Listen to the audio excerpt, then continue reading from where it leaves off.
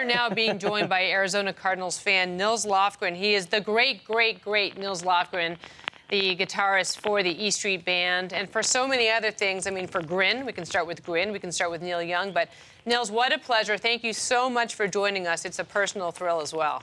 Thanks, Susie. It's great to be on the show with you.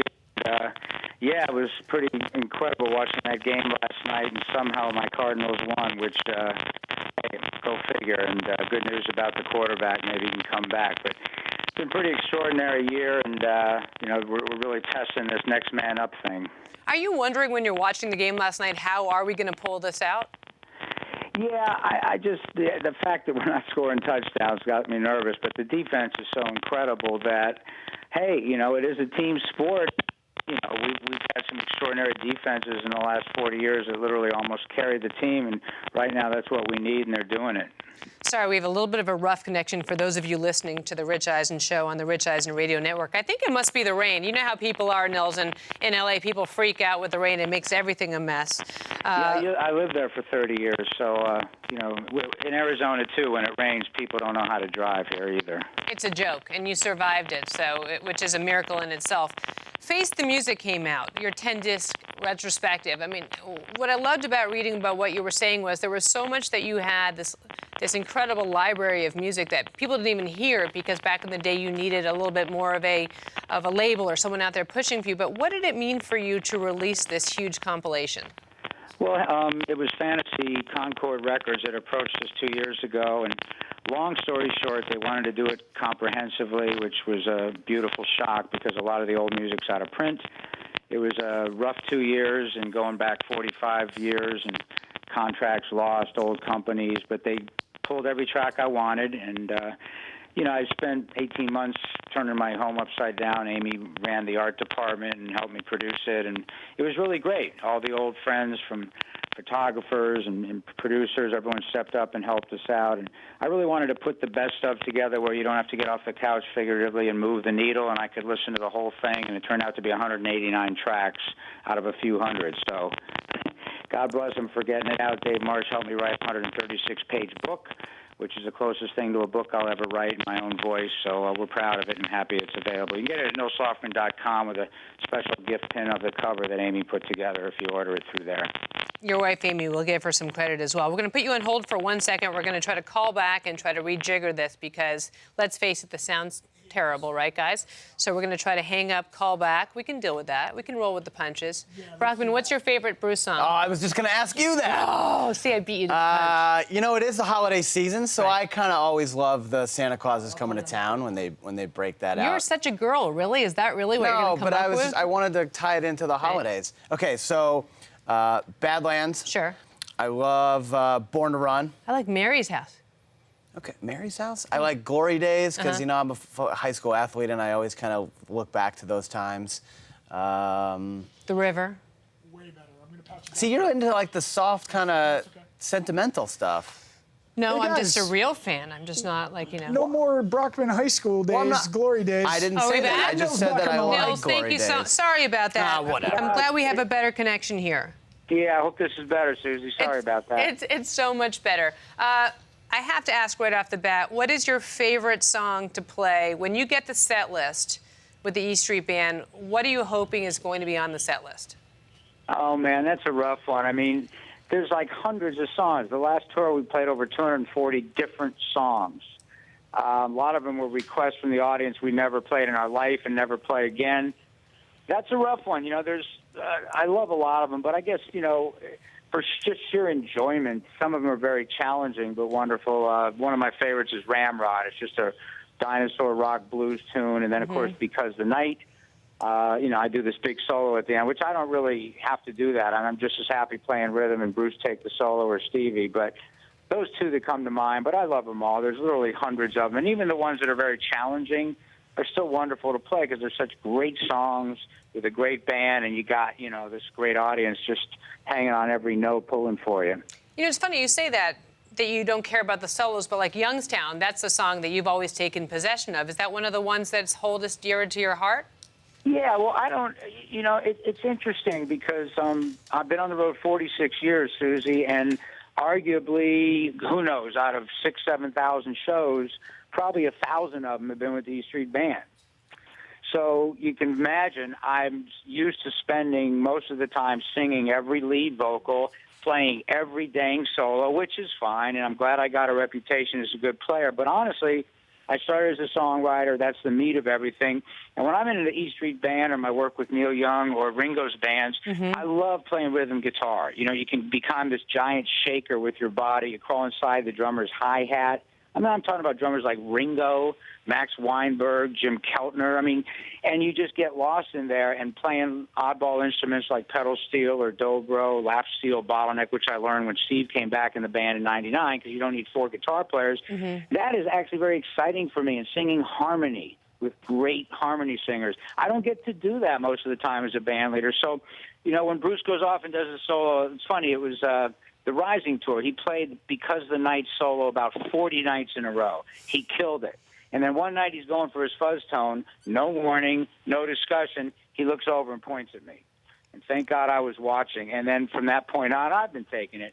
But honestly, I'm happy to play rhythm and all this cool stuff I don't get to do as a band leader.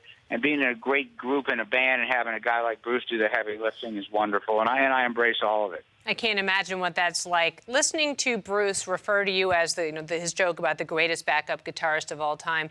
What's it like for you to play with Bruce Springsteen? Well, honestly, I grew up, after about 10 or 15 years on the road, you either fall in love with performing, and of course we're being judged, and you want people to come back, but there's some medicinal healing thing going on, and that happened for me. I think it's fair to say for everyone in the E Street Band. So when you're working with band leaders, and I really haven't been in many other bands other than, you got to like, whether it's Neil Young or Bruce or Ringo, it's all, top of the heap at that point. You're just very inspired. You've got a body of work that's extraordinary.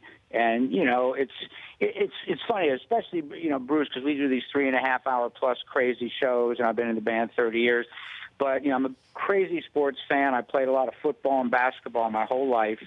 And the analogy would be, it's kind of like, for me, if you love performing, which I do, the only downside is leaving home. But it feels like, especially with Bruce, for instance, every gig you make, it feels like a Super Bowl. Right. But Which you know about playing. Feels like a hometown crowd. And it's weird because you have a feeling all day long as you're preparing that you're guaranteed to win. You're just working on the point spread. And it's almost like cheating. It's like, man, we're so stacked and loaded here that all I got to do is keep my head in it and prepare. And it's not if we're going to win, it's how big we're going to win. And it's almost a guilty pleasure of being a musician that's been that blessed to be in a band of that caliber. You brought up an interesting analogy to football. I learned in researching for this interview about Clarence Clemons and his experience playing for Maryland State as an offensive lineman, and had he perhaps not gotten in a car accident before a tryout, the big man could have been a football player. And what a sad thing that would have been for everybody who loved him. And I read that you had to bury him on your birthday. What did Clarence mean to you?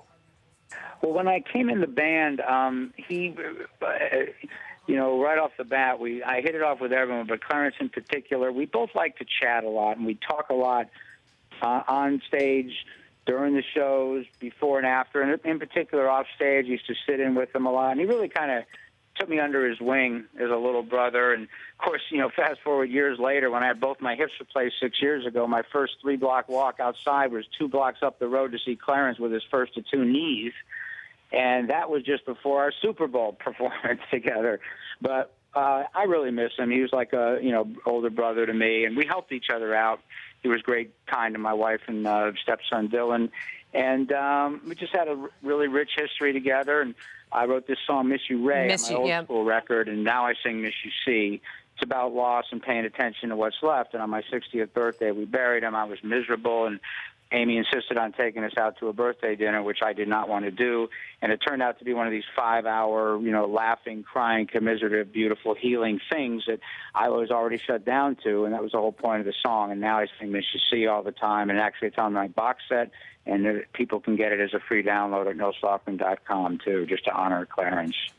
We have time for one last question, and I appreciate it. Nils Lofgren joins us. And this is from my brother, Scott, who wants to know more than anything, What's your take on Bruce going into the Hall of Fame before you guys? Do you think he should have waited for you guys to go in together? Well, I don't know about waited. I think he said it all. You know, his kind of longtime friend from childhood, Steve Van Zandt, who still came back with us in '99, thank God, never left as a friend. He was very honest that Steve calmly and passionately lobbied that he should go in with the band first and then later as a solo artist. And I think Bruce acknowledged that that was probably correct, and I got the impression he had some regrets about it, mainly because the Clarence thing, I mean, Danny, too, they both were so upset with the Hall of Fame for so long. And when Danny got ill, even I thought, you know, even though I'm the new kid with 30 years, my wife Amy and I thought, what the hell's wrong with them, man? Danny's got cancer. It's been 10 years. Put the damn E Street Band in the Hall of Fame, and they didn't. So shame on them. It was still a bittersweet, beautiful night, and it was really a powerful, surprising thing that Bruce acknowledged Steve's, you know, lobbying for that to happen, and it didn't. And, you know, shame on the Hall, but hey, band deserves it. We're in. Clarence is there in spirit. Hopefully he's resting a little easier up in musical heaven. Nils, I can't thank you enough for joining us. It's been such a thrill, and if I could get you in studio here, we could basically have you here forever. We may see you in Arizona anyway, I would imagine. Yeah, got a lot of great sports stories, and you know, be happy to next time I'm through LA to come in and spend some extended time with you, Susan. Oh, I would so love it. We'll talk about your Madden experience as well. Thanks again for your time. Really appreciate you joining us. Yeah, all the best, and I'll hope to see you soon. Thanks a lot. Absolutely. What a thrill. The Rich Eisen Show, weekdays at noon Eastern. On Audience.